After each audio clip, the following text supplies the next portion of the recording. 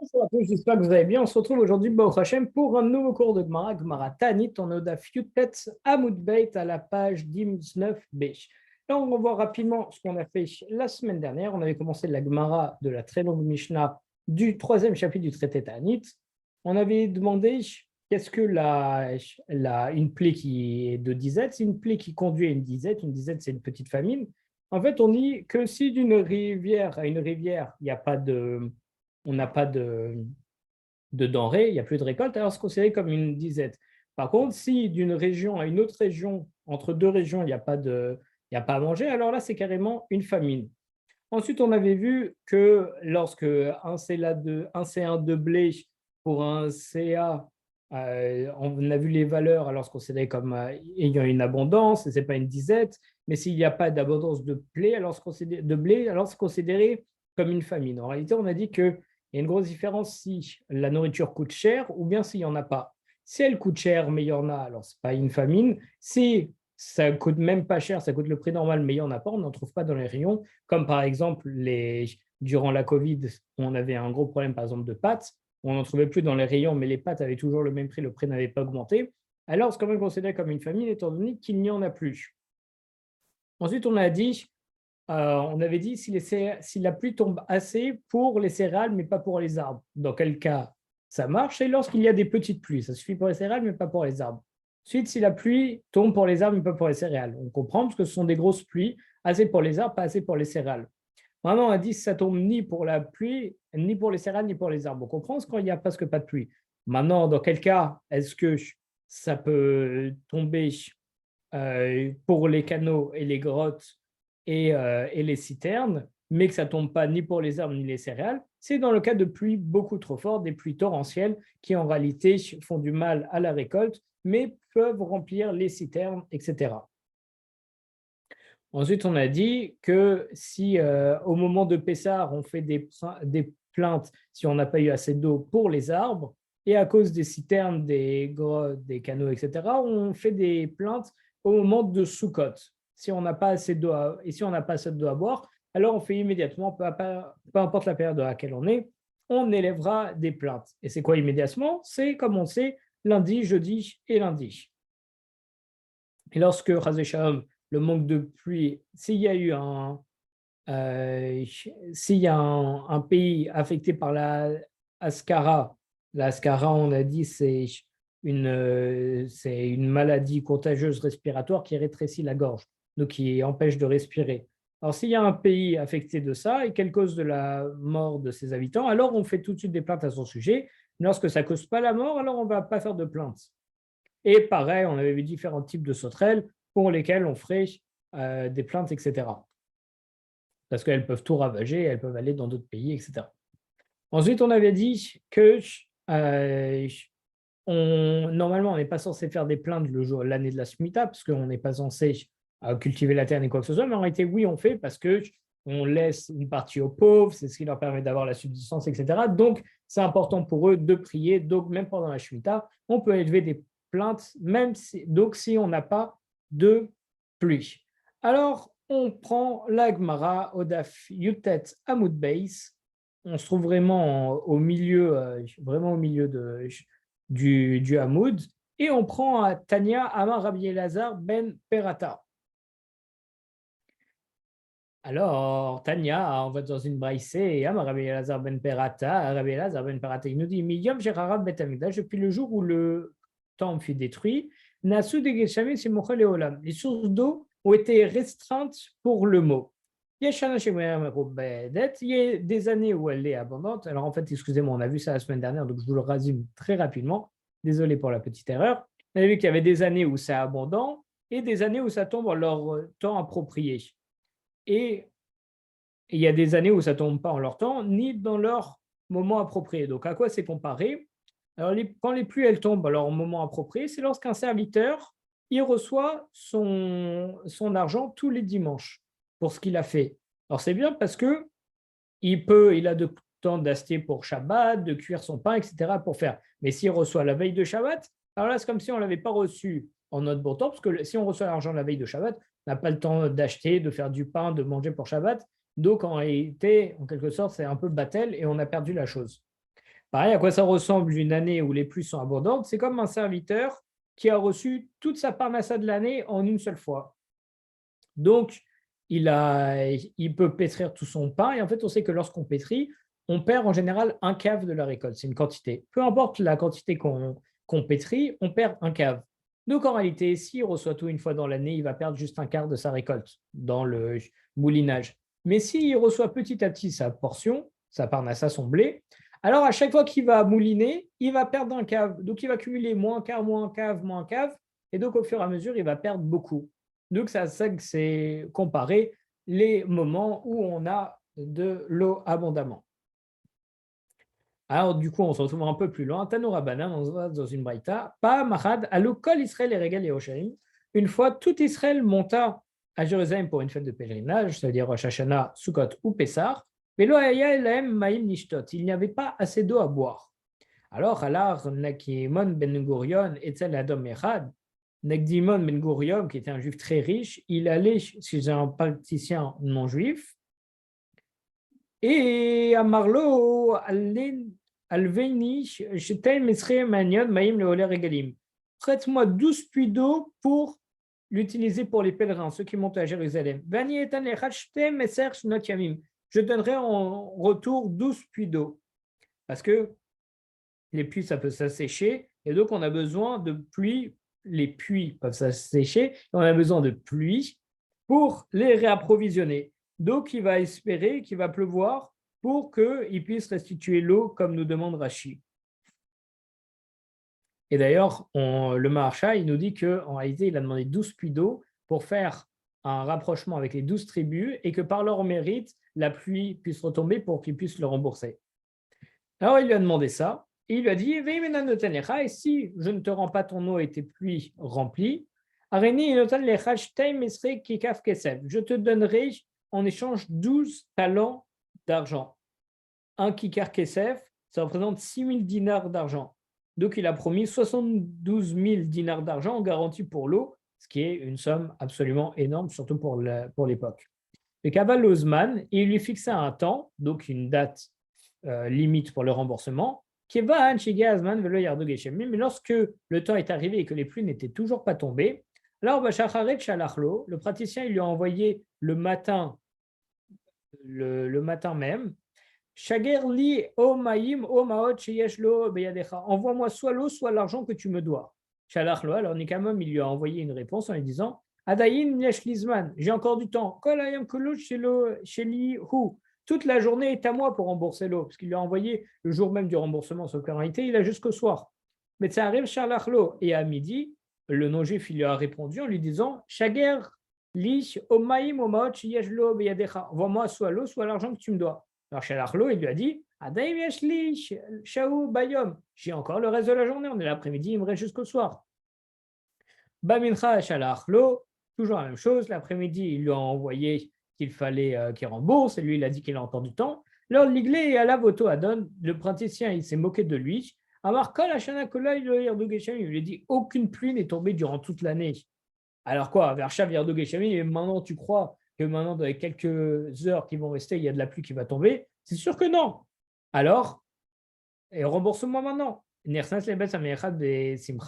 le praticien, ensuite, il est rentré content dans l'établissement des bains, parce qu'il était sûr qu'il allait recevoir une somme d'argent considérable, étant donné qu'il n'y a pas de pluie. Mais alors qu'il était en train de rentrer en pleine joie dans l'établissement des bains, Nagdimon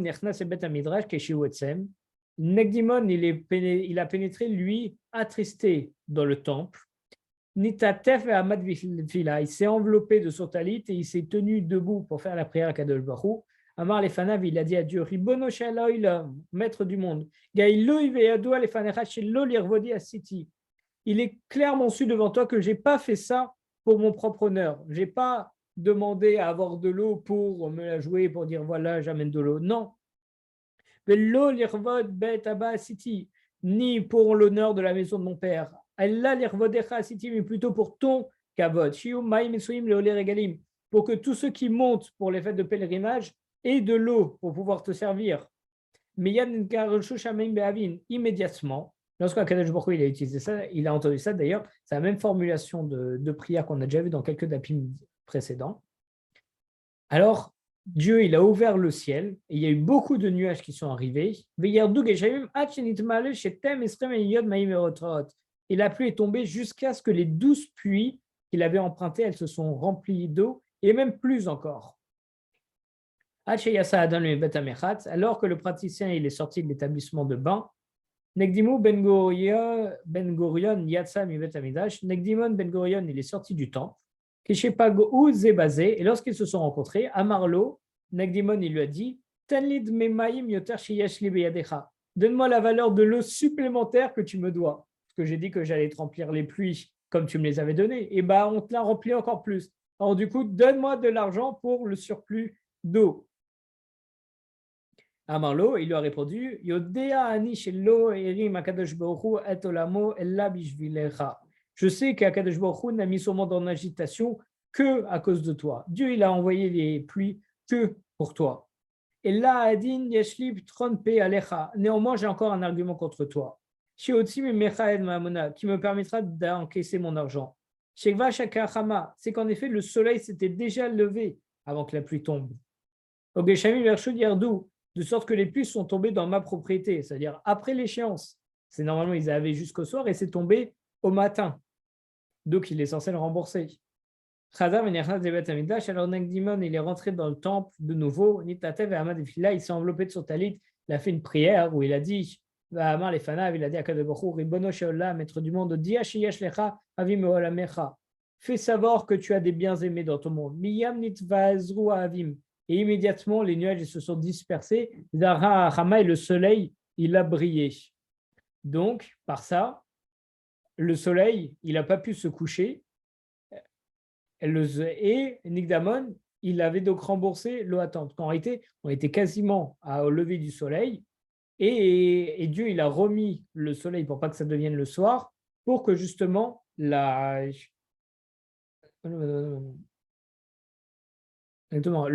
soleil il est resté bloqué dans le ciel pour pas passer un nouveau jour, comme l'histoire de Yoshua qu'on va voir un peu plus tard. Beotosha Amarlo Adon, et à ce moment-là, le praticien il a dit, si le soleil n'avait pas percé les nuages, ça m'aurait permis d'encaisser de toi mon argent, mais il n'a pas encore percé les nuages, donc en réalité, tu as fait un miracle et tu es toujours dans les temps.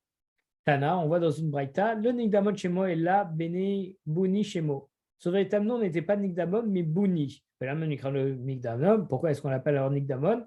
Chez Nikra Chama Be'avuro. Parce que le soleil, il a percé les nuages pour lui. Nigdamon, ça ressemble à Nigdera, qui veut dire transpercer. Alors, on va avoir un enseignement très sympathique. C'est Tano Rabbanan, on voit dans une braïta. Shalosh Nigma Laem Chama Keavuram. Il y a pour 3 personnes, durant toute l'histoire, pour lesquelles le soleil est resté à l'est. C'est-à-dire que son coucher, il a été retardé. Il faisait jour plus que d'habitude. C'est Moshe, Yehoshua, Nigmamon, Ben Gurion. Moshe, Yehoshua et Nigmamon, Ben Gurion qu'on vient de voir. Bishlam, Gemara, c'est un fait pour l'histoire de Nigmamon, comme on l'a eu par tradition et qu'on voit dans la Gemara, Yehoshua Namikra. Et l'histoire de Yehoshua, on le voit dans l'écriture, dans le Chumash, dans le Tanar. Diatif, comme il y a marqué, Ramad. Et le soleil se tint immobile et la lune resta sur place. C'était pendant une guerre. Et là, Moshe Minalan, mais d'où est-ce qu'on sait que pour Moshe Rabbeinu aussi, le soleil, il a été retenu? Ah, Rabbi Elazar, il a dit, Atia, Achel, Achel. On fait une Xera Shava en prenant les mots Achel et Achel, qui veut dire je commencerai. Alors, dans un pasouk, Tivacha, dans un pasouk qui a écrit Achel tête par Decha. Je commencerai à placer la crainte de toi sur les nations. C'est Moshe qui parle, à Kadosh Baruch Hu. Tivata, mais dans le deuxième pasouk, il y a marqué Achel Gadelecha. Je commencerai à te grandir. Donc, tout comme la peau, ça c'est à propos de Yehoshua. Donc, tout comme la promesse qui a été faite à Yehoshua de arrêter le soleil, on a utilisé ce mot-là. Alors, comme on a utilisé le même mot pour Moshe Rabbeinu, en réalité, on voit que pour Moshe Rabbeinu aussi, Akadosh Baruch Hu, il a arrêté le soleil, il lui a fait ce miracle. Et Rabbi Shmuel ben Nachmani Amar, Rabbi Shmuel ben Nachmani dit qu'en réalité, on apprend ça d'une autre Xera Shava.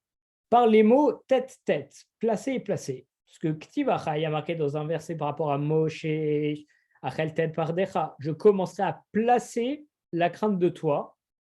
Et donc c'est le même verset, mais juste après, mais le mot juste après. Uktivata, mais dans un autre verset par rapport à Yehoshua, il y a marqué Meyom tet Hashem et Aemori. Hashem plaça les Émoréens devant Yehoshua, et donc c'est pendant cette guerre où Dieu a retenu le soleil, et grâce à ça, il a placé dans les mains les Émoréens, dans les mains de Yehoshua, ce qui lui a permis de gagner. Donc c'est de là qu'on voit par l'utilisation du même mot qu'aurait été Moshe Rabbeinu aussi, il a eu ce mérite. Rabbi Yochanan Amar, Rabbi Yochanan nous dit Atiam ibgoufé dikra. On le déduit sans même avoir besoin d'une Xerashava. Il y a un passage qui nous dit quiconque entendra ta renommée tremblera et craindra. Et quand est-ce que les peuples ils ont tremblé, ils ont craigné? Alors, au moment où le soleil, il est resté miraculeusement à l'est pour Moshe. Donc, en réalité, il y a bien un pasouk dans le Deutéronome qui nous prouve ça. Maintenant, on revient un petit peu à la Mishnah. Dans la Mishnah, on avait dit de même dans une ville dans laquelle il n'y a pas de pluie qui est tombée, alors il faudra faire, il y a des prières à faire, etc. Parce qu'il y a une malédiction où Dieu dit qu'il fera tomber la pluie sur une ville, mais pas sur d'autres villes. Avant Rabbi Yehuda Amarav, Rabbi Yehuda il dit au nom de Rav, Ushtem liklala. Les deux, la sécheresse et la pluie, ça implique une malédiction. Parce que s'il y a une ville où il y a une sécheresse, alors, bien entendu, c'est une malédiction, il n'y a pas d'eau. Et la ville d'à côté, en fait, elle va recevoir 2 fois plus de pluie. Sauf qu'avoir 2 fois plus de pluie, ça peut inonder les récoltes. Et donc, c'est mauvais pour les récoltes. Donc, les deux, c'est une malédiction parce que les deux ne sont pas bénéfiques aux récoltes.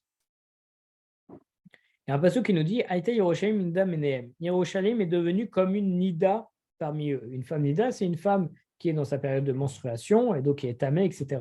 Elle ne peut pas toucher son mari, etc.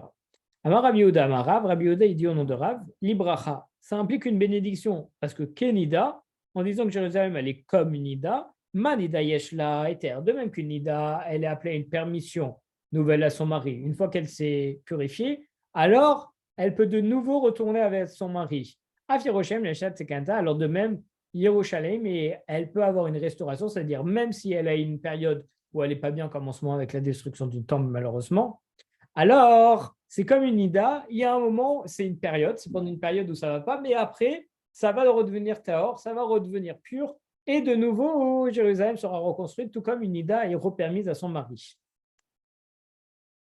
Bazou qui dit Aïta ke Alma. Yerushalayim, c'est aussi comparable à une veuve. Pourquoi? Ama Rabbi Yehuda Livracha. Rabbi Yehuda, il dit que ça aussi, c'est une bénédiction. Pourquoi? Ke Alma velo almana mimash. Parce que Yerushalayim, c'est juste comparable à une veuve, mais pas une véritable veuve.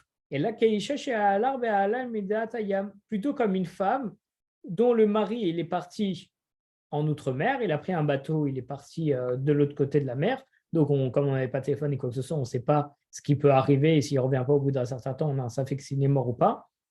Et donc, Vedato la Khazar Léa, mais dont l'intention, c'était de revenir chez la femme.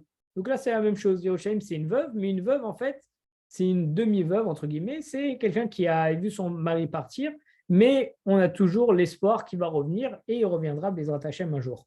Donc, Jérusalem sera Bezrat Hashem reconstruite très rapidement. Amen. Il y a un troisième verset qui nous dit Vegamani natati etrem yivzim shifalim. Et moi aussi, je vous ai rendu méprisé et rabaissé. Ça parle de l'état d'infériorité dans lequel les non-juifs ils ont maintenu le peuple juif en exil. Le Rama Rabbi Yehuda Livracha, Rabbi Yehuda, il dit que ça aussi c'est une bracha. Pourquoi?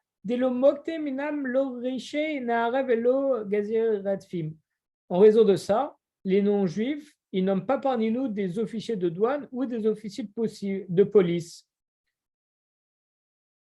Donc en fait, ils ne nous mettent pas des impôts parce qu'en réalité, ils nous ont juste rabaissé et donc ils ne mettent pas parmi nous des personnes qui nous checkent, qui nous embêtent, etc. Ok. Un quatrième pasouk. Veika Hashem et Yisrael ka'asher yanum akane bamaim.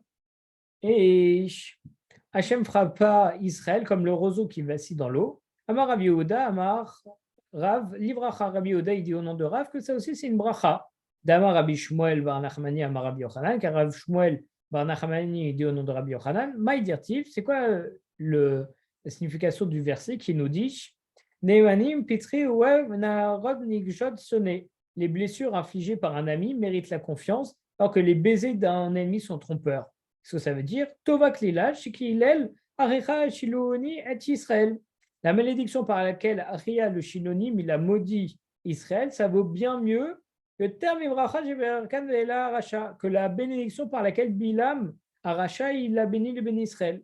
Achia Shilonik la labakane, parce que Achia il les a maudits à l'aide de la métaphore d'un roseau. Amar lahem l'Israël, il a dit béni Israël. Veka Hashem et Israël Hashem yanu makanim bamaim. Hashem frappera Israël comme le roseau qui vacille dans l'eau. De même que ce roseau se dresse dans un endroit où il y a déjà de l'eau, mais que sa tige elle repousse après avoir coupé, et que ses racines sont nombreuses. De même, si tous les vents du monde viennent souffler dessus, ils ne peuvent pas le déloger de sa place. Que c'est un roseau, ça ne bouge pas, c'est très flexible. Et là, Oler même, mais plutôt il oscille et il part d'un côté et de l'autre. Damenu Arochot, et dès que les vents se sont calmés, avant le roseau, il se redresse normalement à sa place. Donc en réalité, avoir dit ça au Béné Israël, c'est une bracha. Parce qu'on dit qu'on est comme le roseau qui vacille, sauf que le roseau qui vacille, jamais il se casse. Il reste toujours à sa place et il arrive toujours à se remettre droit au final. Par contre, Ava, lui, la racha, il y aura des restes. Mais Bilal Racha, lui, il a utilisé la métaphore du cèdre pour nous maudire, pour nous bénir. En réalité, c'était une malédiction de base, mais c'est devenu une bénédiction. Mais en vrai, c'est pas top parce que chez Neymar Kazarim, il a dit comme des cèdres. Tout comme ce cèdre ne se dresse pas dans un endroit où il y a de l'eau. Et son tronc ne repousse pas une fois qu'il est coupé. Ses racines ne sont pas nombreuses. Et tous les vents du monde soufflent sur lui, ne peuvent pas le bouger de sa place. Mais Kevan Shenashka Boroar Deromit, lorsque le puissant vent du sud souffle sur lui, au creux de Ophané Malpanav, ça le déracine et ça le renverse. Et en outre, le roseau a mérité que des plumes en soient tirées. On peut en faire quelque chose du roseau. Et grâce à ces plumes, on peut écrire des rouleaux de Sefer Torah, des Nevim ou bien des Ktuvim, mais pas du cèdre. De là, on voit que vraiment la malédiction, Bilam, il devait nous faire une malédiction qu'il a transformée en bénédiction, mais en réalité, c'est une mauvaise chose en nous comparant au cèdre, donc c'est pas bien. Mais l'autre qui nous a maudit, en réalité, il y a de la bracha dans sa malédiction, parce qu'il nous a comparé à un roseau, et un roseau se remet toujours bien et se remet toujours droit. À tous.